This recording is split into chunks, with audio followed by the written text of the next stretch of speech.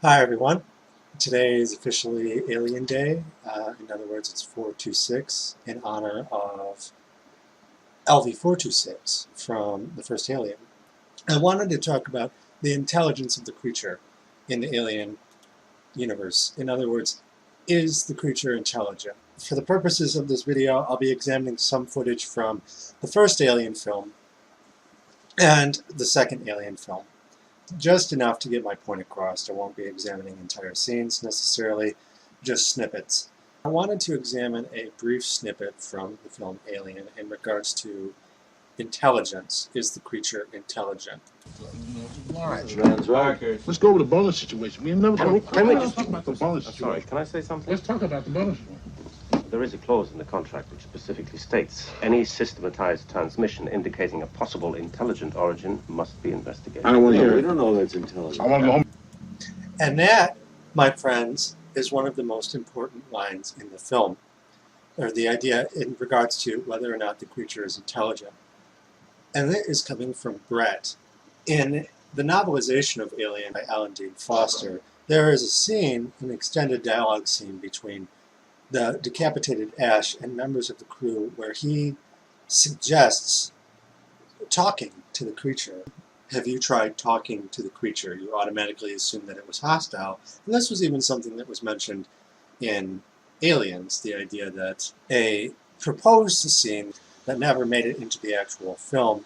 And some of the actors actually talk about this towards the end of the film. You have sort of an awkward sort of fight between some of the actors. That was the commentary of the film for the Alien quadrilogy, actually, where Veronica says, you know, she mentions that scene and the idea that, okay, did we ever try and talk to it, like Ash was supposed to say in that scene that was never filmed, to which, of course, Brett, the colorful soul that he is, says, well, what the fuck would you say to it? But Brett in the film, not Harry Dean Stanton, but Brett says, you don't know that it's intelligent. And the idea, this begs the question, is the creature intelligent? And throughout the Alien film, the first Alien film in particular, the creature for the most part isn't exhibiting any type of intelligent behavior in the sense that, okay, we are able to observe it and watch it do tricks, for instance, or the idea, watch it solve puzzles, anything that you might use on Earth as a biologist to sort of affirm whether or not a creature is intelligent. Say a squid, and you have food in a jar, and you can watch the squid unscrew the lid to the jar to get at the food inside. Or the idea with dolphins, you may have them swim and push buttons to activate levers which open up a door to allow them to access to food. You know, traditional tests or things that we use to affirm whether or not a creature is intelligent in the basic sense, or even a rat in a maze, something like that. It's difficult to ascertain whether or not the creature is intelligent because we are not able to submit it to these tests. You know, if it were an actual organism. It's not something that occurs in the film. In the film, the creature is hidden for most of the film, and the idea that it is essentially hunting the entire time. But hunting, again, isn't something that's beyond the limits or realms of animal intelligence. The idea that you see hawks or bald eagles or birds of prey or ground animals like cheetahs or bears or tigers that are perfectly capable of hunting their prey, and yet we don't consider them to be intelligent animals in the same sense that humans are intelligent. The idea that they do not exhibit human type behaviors. The idea to make technology with one's hands, or to think outside of the present space and time to solve problems, to make art. All of these human exclusive behaviors, generally we use that as a measuring stick to say, okay, if animals can come close to this type of behavior, then they're intelligent. And that's often how we see it. And then, of course, which brings me to this scene here in Aliens. All right, we waste him. No offense. No! Gotta go back. They cut the power.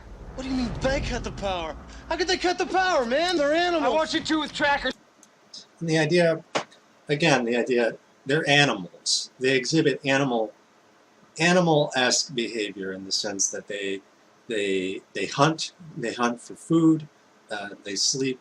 They mostly come out at night. Mostly they're nocturnal hunters. And aliens, they're portrayed as insects.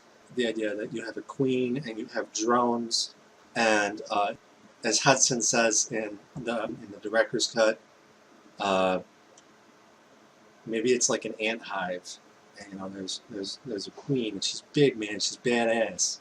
And the idea that's, again, they're portrayed as insects, and the idea that they exhibit insect-like behavior or a hive mind type intelligence. And there is a scene in Aliens here where Ripley is able to sort of demonstrate that she is a threat to the queen's eggs.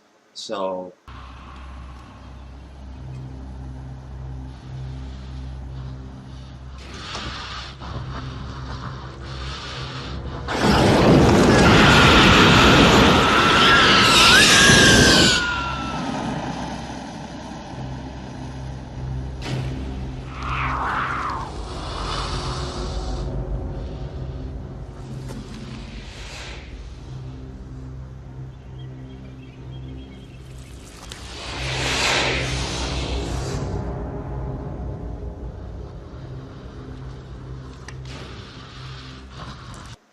and the idea, in this scene in particular, Ripley is able to establish herself as a threat to the alien queen's brood, at which point the alien queen, through some type of unspoken or nonverbal communication, is able to directly communicate with her hive. Now, the way it's suggested in the film is it's occurring in direct space and time. The idea that she looks at them and she says, through body language, essentially, don't fuck with Ripley. Ripley is a threat to our hive.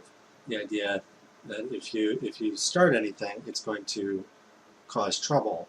But the thing here is that there's no technology. There's no the idea that intelligence through human communication is an extension of something beyond oral communication. The idea of technology. The idea that we communicate nowadays through the internet, through devices that we have created that allow us to communicate in ways beyond just, say, having a conversation with someone in the same room, as opposed to talking with someone across the world or recording a message that they can read later.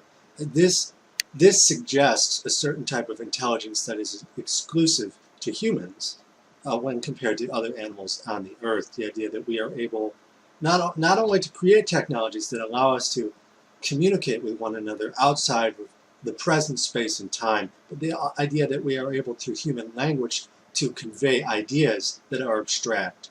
We're not just talking about something directly in front of us. For instance, the alien queen here is talking about Ripley, who is directly in front of the alien queen.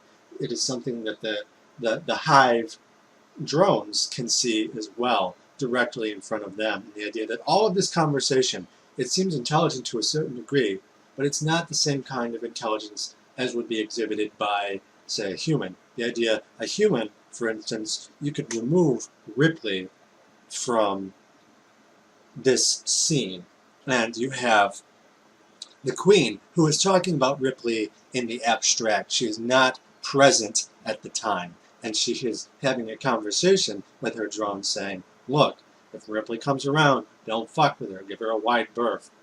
But the idea is, that's not how the scene is unfolding. The idea, Ripley needs to be present in order for the queen to directly communicate with her drones in the present space and time. And while that indicates a certain type of intelligence, it is still rudimentary in the sense that in order for the queen to communicate that message, the drones have to be in front of her so they can see her. And Ripley has to be present as well. As far as we can tell, there is no type of communication suggesting that they are talking in, say, something beyond the present. The idea that the queen is not able to communicate with her hive unless they would have to present themselves before her, and they would have to have something directly in front of them. It's all body language. It's the same idea with bees and the bee dance. And they're only able to communicate in the present space and time. There are limitations with that type of technology, communication, rather. The idea that there is no technology, the idea that it's purely what's in front of you. and there's a certain limit to that type of intelligence. So it's not the same thing as more advanced forms of communication. The idea that the Marines, for instance, are forced to try and find a solution, and they have to be able to think outside of the present space and time. The idea that, okay, we need to prevent them from finding ways into the complex, and they set up turrets, these machine gun sentries that guard certain key points into the complex.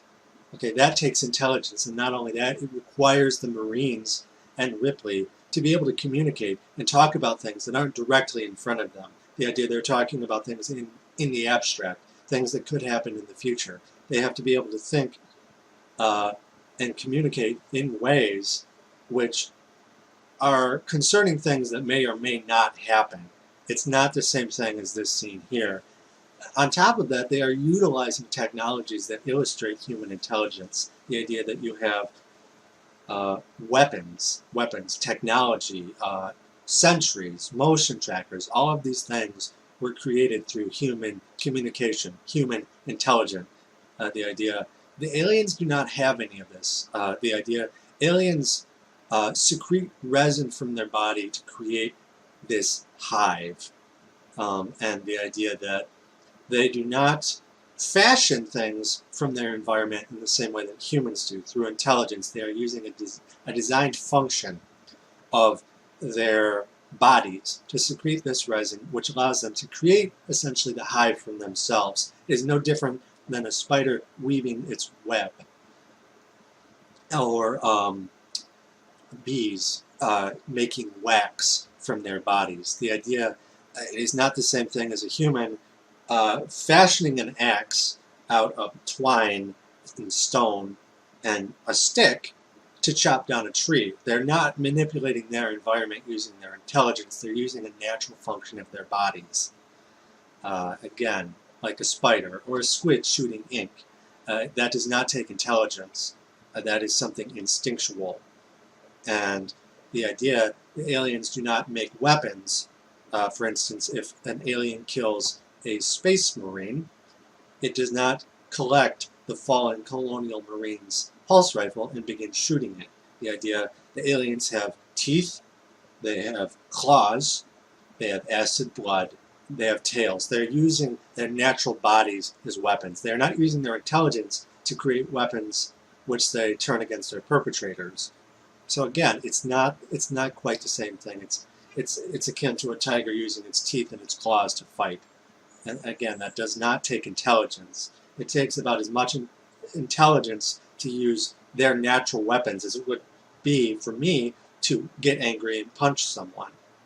Whereas it would take much more intelligence for me to, say, design a pulse rifle and build that, and then use that against my opponent.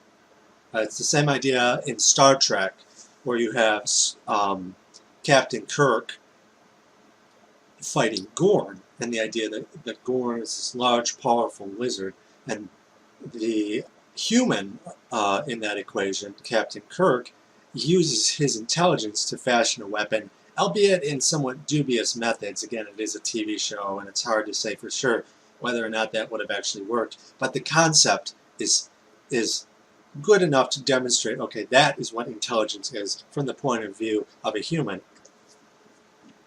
The Science Fiction Hall of Fame, and the idea that in this story is a particular science fiction short story that I'm fairly certain was the basis or palimpsest for that Star Trek episode, Arena by Frederick Brown.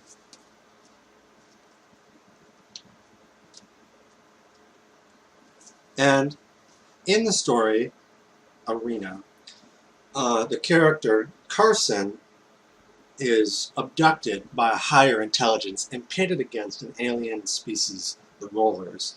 And the idea that in order to defeat this creature, he is forced to use his intelligence. And it says, first published in 1944. And the idea here that he utilizes his intelligence. He makes spears, he has projectile weapons, And he ultimately is able to defeat the beast in that particular short story by knocking himself out with a rock, because there is an invisible barrier.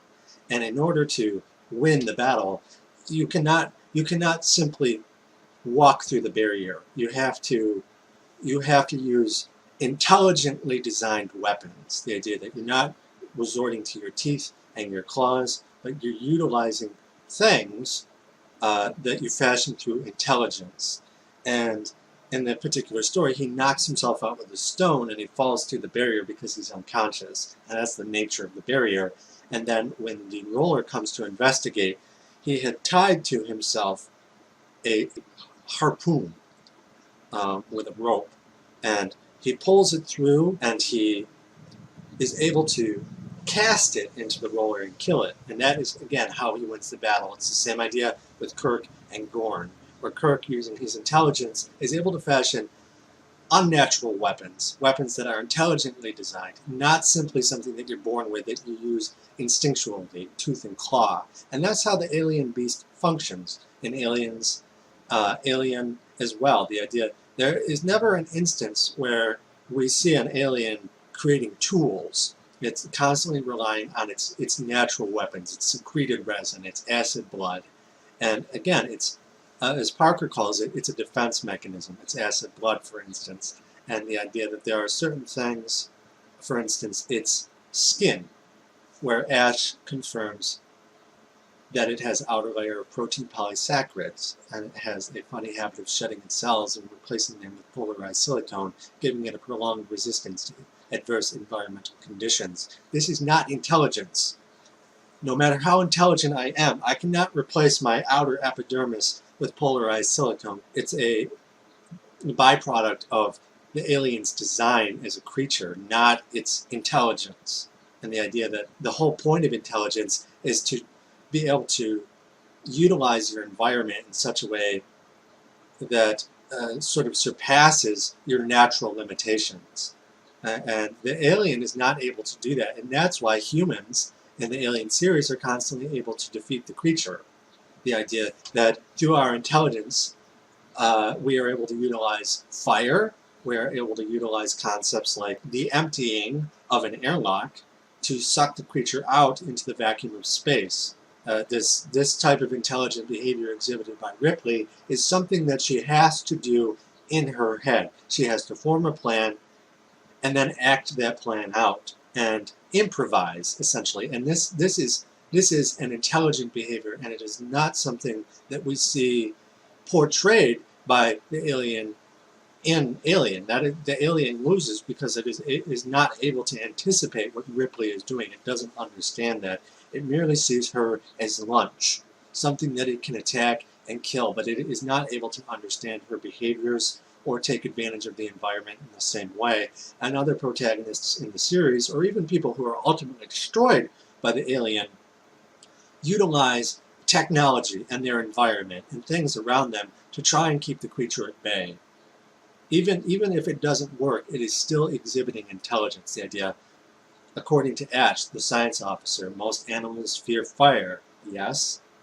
And again, the idea that the creature is an animal. It fears fire. Even if that fire isn't dangerous for whatever reason, the alien has an aversion to it, a pyrophobia, if you will. Even if it is ultimately not something that can kill it, it is not something that it enjoys. And humans, anticipating this through experience with other animals in the past, are able to utilize the same defense mechanism against the creature.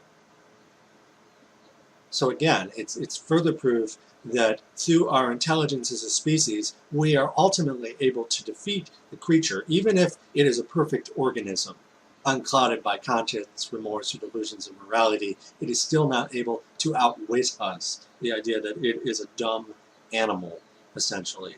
And even in Alien, there is a certain rudimentary or hive mind-esque intelligence akin to, say, ants and bees. It is still not equivalent to human intelligence, human communication. The idea that the colonial Marines, for instance, are able to communicate and form plans about things that may or may not happen in the future. Whereas in this scene with the alien queen, she is only able to communicate with her drones in regards to things that are directly in front of her. They are not able to anticipate or plan beyond that. And they are constantly finding themselves running into these human defenses in the sentries. And what do? It's a forlorn hope. It's a fool's charge into these sentries until they essentially run out of ammo. And that, to me, is not intelligent behavior. It's simply a battle of numbers. And if the humans had the numbers advantage, they would exterminate the aliens no problem. So again, in Aliens and in Alien, the creature is not depicted as intelligent. The alien queen is slightly smarter than her cohorts, of course, and there's a scene in the film where she is able to use an elevator without any type of instruction. And again, though, that elevator could be automated, for all we know. Or it's never shown exactly how the queen decides to operate this. And her behavior of stowing away aboard the ship is the same behavior exhibited by the alien in Alien. Hagley's hope is falling apart, and the idea that she stows away on board the ship, the drop ship, and then she's taken up on board the Sulaco. Again, this is not intelligence beyond the simple fact that the alien was aware that something was wrong with her environment, and she stows away on board the ship. But it does not necessarily demonstrate that she was thinking too far ahead into the future. She was not planning some elaborate type of heist. Now, she wasn't trying to carjack the Sulaco necessarily. It was, again, that type of behavior can be explained by experiencing things in the present space and time. You look around you, everything is on fire. Maybe you want to get away from that, so you go to the one place that screams safety, an escape vessel. It doesn't necessarily take a rocket scientist to figure that out. You don't have to be able to think intelligently. You know, that is purely instinctual behavior. It's a fight or flight response. And so that's what I think about that in regards, is the creature intelligent? As far as I'm concerned, the other films, Alien 3 and